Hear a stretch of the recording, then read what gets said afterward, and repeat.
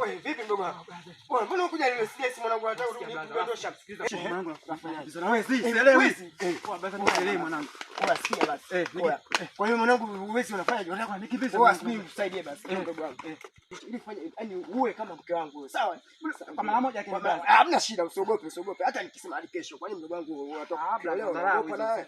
Olewa si unaolewa watu kwani chapu. Ngamka kwanza. Unajua.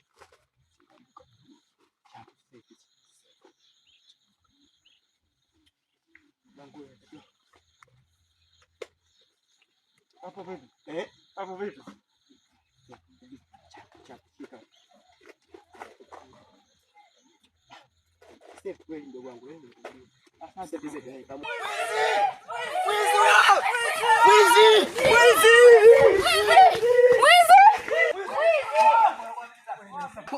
Kuna mtu kifani hivi. Anatavunja hivi. Bora akatibia pochi mwana kwa mwana. Kwa mlasa. Kale kale. Hivi ni unasikia kama mtu kuna.